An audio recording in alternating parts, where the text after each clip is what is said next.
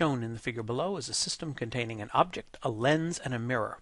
This is a three-pass system in that the light goes from the object through the lens, off the mirror, and back through the lens a second time.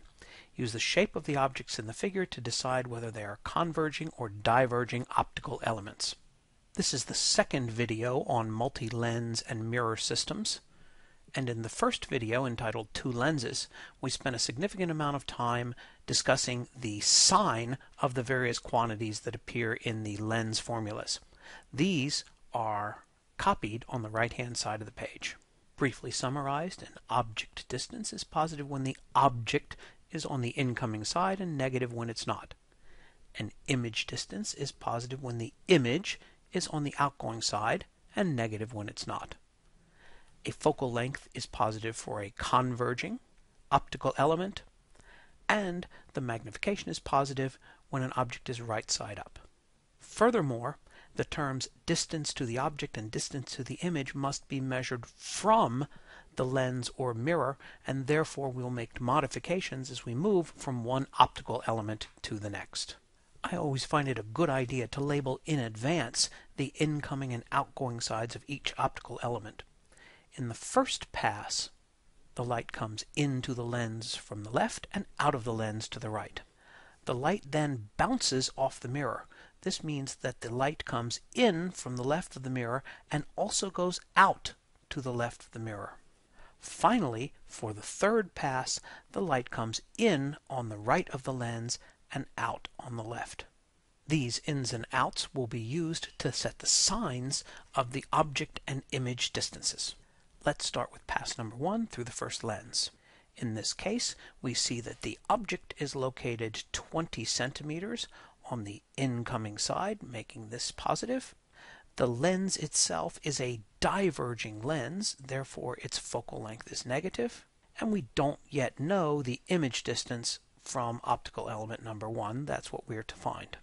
Plugging these into the lens formula, we find that we only have one unknown, and solving for that one unknown, the distance to the image from step 1 is negative 4 centimeters. Because the image distance is negative, we recognize that this image is not on the outgoing side. Since the outgoing side is to the right, this image is to the left by 4 centimeters. The magnification in this first step is, as always, negative image distance divided by object distance. Here the minus signs will cancel, giving us a magnification of positive 0.2, meaning that this image is small, but in the same direction as the object, and therefore it's pointed up. I have difficulty drawing a small arrow, so I'll make it a little bit larger. In our next step, we must consider the effect of the mirror. We notice that since the image from the first lens is 4 centimeters to the left of that lens, the object distance for the mirror, distance object 2, will be equal to 12 centimeters. The incoming side of the mirror is to the left, so is the red arrow, and so this is going to be a positive object distance. The mirror itself is a concave mirror, meaning that it is a converging element, so that the focal length of this mirror will be a positive number. The focal length of any mirror is half the radius, and half of 10 is 5, so this is an optical element with a focal length of positive 5 centimeters. And in this part of the problem, just as the previous part, the image distance is not yet known, so we plug in the numbers. There's one unknown in this equation, and so we're able to solve that the distance image in step 2 of the problem is equal to positive 8.5714 centimeters. This means that the magnification in step 2, as always, negative image distance divided by object distance, will be negative 0.7143. Slightly smaller once again, but this time inverted. Any image is measured to be inverted with respect to the object that it is imaging. That object is the red arrow, and so this green arrow will be upside down as compared to that, and therefore pointed downward. It's also going to be slightly smaller than the red arrow, And because it is 8.57 centimeters on the outgoing side of the mirror, that will be 8.57 to the left of the mirror, so that will be just barely beyond the lens itself. Finally, for pass 3, we're going to have to take a moment to find the distance object 3. Because the green arrow is 8.57 centimeters away from the mirror, it is slightly farther away from the mirror than the lens. As always, distances to objects or distances to images are measured from the element under study, and since we're now studying the second pass through the lens, we're going to use a distance of 0.5714 centimeters for distance object 3. Finally, we have to ask ourselves, for an object distance, where is the object located?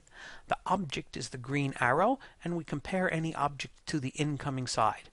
The incoming side for the final pass is to the right, but the arrow is to the left. Therefore, this object is not on the incoming side, and the object distance in part 3 is negative.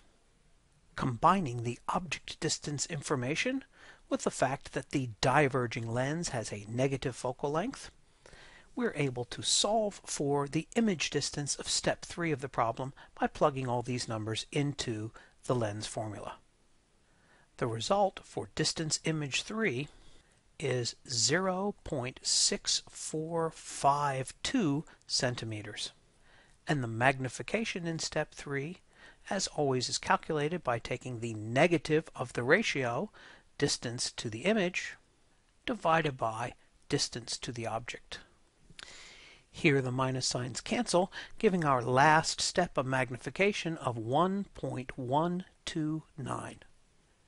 This completes the calculation of the third step of our lens system. We're asked to perform one more calculation and make a determination. In that calculation, we're asked to find the total magnification of the entire system. Magnification is a multiplicative term, and so we'll need to multiply the three magnifications, M1, M2, and M3. One of the three is negative, so we have an overall minus sign, and when we plug in the numbers, we get 0.161 as our final system magnification. We can also classify this image. To decide whether it's real or virtual, we will look at an image distance, and that is the last of the three image distances, and since this is positive, this is a real image. We notice that the total magnification has an absolute value less than 1, so the image is reduced. And because the total magnification is negative, the image is also inverted. And this completes our analysis of a three-step optical imaging system.